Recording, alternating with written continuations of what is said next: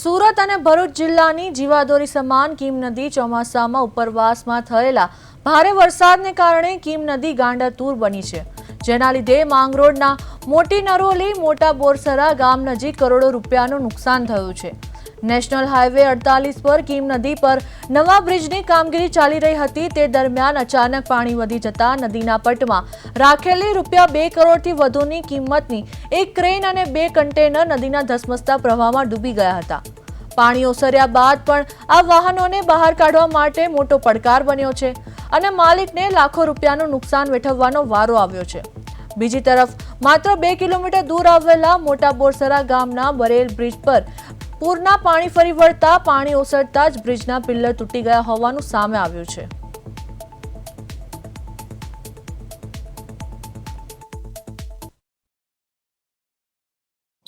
સમગ્ર સુરત જિલ્લામાં મેઘરાજા મન મૂકીને વરસ્યા છે અને ધોધમાર વરસાદના કારણે નદી નાળા ચેકડેમ ઓવરફ્લો થયા હતા।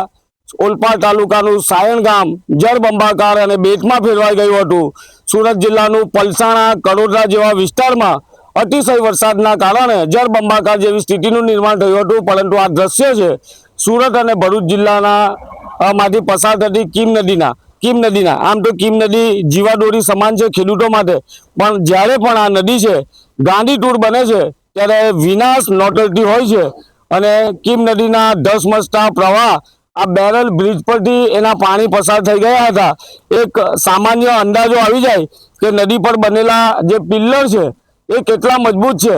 4 માણસ લાત મારે તો આ પિલ્લર તૂટે નહીં, એટલી મજબૂતીના આ પિલ્લર છે, પરંતુ કીમ નદીના ધસમસતા પાણીમાં આ પિલ્લરનો એક ભાગ છે તે તૂટીને અહીંયા પડ્યો છે। આપ અનુમાન મારી શકો કે કીમ નદીના પાણી કેટલી વેગથી પસાર થયા હશે અને આખો જે બેરલ બ્રિજ છે ત્યાં તણાઈને આવેલો જે કચરો છે તે રોડ પર ફરી વળ્યો છે। કાંટાઓ રસ્તા પર છે અને સ્થાનિક યુવાઓ છે તે આ રસ્તા પર જે કાંટાઓ છે તેને સાઈડ કરી રહ્યા છે। તેઓ ગઈકાલથી સતત જે રીતે રોડ પર વાહન વ્યવહાર શરૂ થાય, કોઈ હેરાન ના થાય તેના માટે તેઓ સ્થાનિક લોકો આગળ આવતા છે। આપણે એમની સાથે વાત કરવાનો પ્રયત્ન કરીએ। ભાઈ, શું નામ છે? સોહેલભાઈ। સોહેલ, જે રીતે કીમ નદીની કાલે શું હાલત હતી? કાલે બહુ જ પાણી ભરાઈ ગયેલું હતું। આ બ્રિજ પરથી પાણી જતા બ્રિજ પરથી ફૂલ પાણી જતેલા, એટલે આ જે કીમ નદીના પાણી આજે ઉતરી ગયા છે, વરસાદ ઓછો છે। હા, આજે ઓછો હશે। આજે મેઘરાજ આજે વરસ્યા નથી એટલે રસ્તો ખુલ્લો થયો આજે રસ્તો ખુલ્લો, કાલે રસ્તો તદ્દન બંધ હતો અને ટ્રાફિક જામ હાઈવે પર। જે રીતે ખાસ કરીને કીમ નદીના બે તરફના પાળા ધોવાયા છે ભારે પાણી ફરી વળતા, શું કહેશું? પાણી વધારાના કારણે ધોવામાં આવ્યું છે। આજે બધું કચરો જે આવી ગયો છે બ્રિજ પર, તે કાલે પૂર જેવી સ્થિતિ હતી? કાલે ખાલી હતું, પણ અત્યારે કચરો વધારે એના કારણે બધું પાણીના કારણે બધું ધોવાશે જ એમ, એટલે બધા રોડ બી ખોદાઈ ગયેલો, જોઈ લો તમે, જોઈ શકો છો। આ કચરો બી ખાસો લાકડા હતા, કાપી જ જાય ગામ વાળા, લાકડા ખાસા બધા નીચે લાખી દીધા, કારણ કે સાધનો બંધ થઈ ગયેલા બધા જવાના, અત્યારે સાધન થોડા ચાલે છે આમ ખુલ્લા છે એટલે। આમ તો મોટા બોરસરા ગામનો જે બેરલ બ્રિજ છે એ વર્ષો પહેલા બનાવવામાં આવ્યો હતો અને બેરલ બ્રિજ જે છે તે કીમ નદીના ધસમસતા પાણીમાં બેરલ લો લેવલ બ્રિજ છે તે તો પાણીમાં ડૂબી ગયો છે, પરંતુ બેરલ બ્રિજ છે એ બેરલ બ્રિજ પર ગઈકાલે પાણી હતા, પરંતુ હાલ નદી શાંત થઈ ગઈ છે। વરસાદ બંધ થઈ જતા કીમ નદીના આ દ્રશ્ય છે એના પરથી સામાન્ય અંદાજ આવી જાય કે કીમ નદીના કેટલા રૌદ્ર પાણી કઈ રીતે પસાર થઈ ગયા હશે। બ્રિજના બંને તરફના છેડા જે ધોવાઈ ગયા છે અને આ રોડ છે તે ડામર છે તે નીકળીને રોડ પર આવી ગયો છે, એટલે કે આ વિસ્તારમાંથી હવે વાહન વ્યવહાર શરૂ થયો છે। આ માર્ગ છે તે નેશનલ હાઈવેને જોડતો માર્ગ છે, સ્ટેટ હાઈવેને જોડતો માર્ગ છે, એટલે કે કોઈ મોટી અકસ્માત ના થાય તેની તકેદારી રાખવી જોઈએ અને રસ્તો છે તે ધોવાઈ ગયો છે।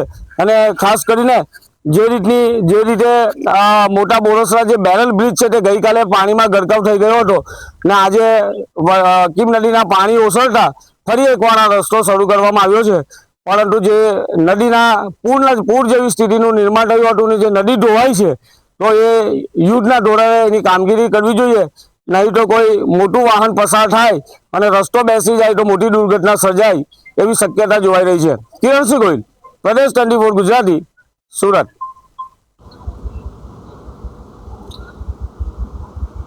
હવામાન ખાતા દ્વારા આગાહી કરવામાં આવી હતી કે દક્ષિણ ગુજરાતમાં ભારેથી અતિ ભારે વરસાદ થઈ શકે છે અને હવામાન ખાતાની આગાહી પણ સાચી પડી છે, કારણ કે ગયા 24 કલાક સતત ભારે રહ્યા હતા.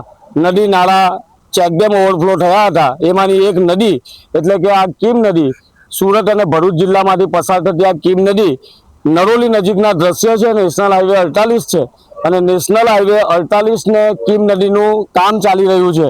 તો કીમ નદીના કામ ચાલી રહ્યું તેમાં એક ગદર જેને બ્રિજ પર મૂકવા માટે 2 ક્રેન 2 ટ્રેલર ટ્રેક્ટર અને અહીંયા આવ્યા હતા, પરંતુ અચાનક કીમ નદીના પાણી ધસમસતા પાણી આવી જતા 2 ક્રેન 2 કન્ટેનર 1 ટ્રેક્ટર પાણીમાં ગરકાવ થઈ ગયા હતા. જો કે સદનસીબે સમયસર એક ટ્રેક્ટર અને ક્રેનને બહાર કાઢી લેવામાં આવી હતી, પરંતુ 2 ટ્રેલર અને 1 ક્રેન જે કીમ નદીના પાણીમાં ગરકાવ થઈ ગયા હતા. જે માલિક છે તેને 3 કરોડથી વધુનું નુકસાન થયું છે અને તેઓ પોતે પણ આ સ્થળ પર આવ્યા છે અને પોતાના સાધનો પાણીમાં જોઈને તેઓ પણ કહી રહ્યા છે કે અમે ગદર ચડાવવા માટે આવ્યા હતા અને કામ પૂરું થઈ ગયું હતું અને નીકળવાની તૈયારી પાણી આવી ગયા અને તેઓના ક્રેન અને બંને કન્ટેનર છે તે કીમ નદીના પાણીમાં ડૂબી ગયા હતા. કરોડો રૂપિયાનું નુકસાન છે. અને કીમ નદી જ્યારે પણ ગાંધી ટૂર બને છે ત્યારે કિનારા પર આવતા ગામડાઓમાં ઘૂસી જતી હોય છે. તો આ વર્ષે વરસાદે વિરામ લીધો છે, પરંતુ વિરામ લેતાની સાથે કીમ નદી શાંત થઈ છે, પણ ખૂબ મોટું નુકસાન કીમ નદીએ કર્યું છે.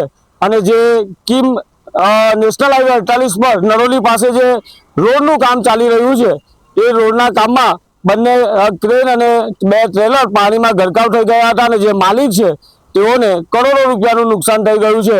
હવે તેઓ ચિંતામાં છે કે કીમ નદીમાં પડેલી તેઓની ક્રેન કઈ રીતે બહાર કાઢવી, કારણ કે હવામાન ખાતાની આગાહી છે કે 7 દિવસ વરસાદ વધુ વરસી શકે છે અને હાલ તેઓ પણ મજબૂર અને લાચાર છે, કારણ કે ક્રેન છે તે કીમ નદીમાંથી કાઢવા માટે અશક્ય છે. કારણ કે કીમ નદીમાં ફરી જો પાછા વરસાદ આવે અને પાણી વધે તો ફરી એકવાર આ ક્રેન પાણીમાં ડૂબી જાય. પરંતુ એક વાત ચોક્કસ છે કે જે માલિક છે તેઓને કરોડો રૂપિયાનું નુકસાન વેઠવાનો વારો આવ્યો છે. કિરણસિંહ ગોહિલ, પ્રદેશ 24 ગુજરાતી, સુરત.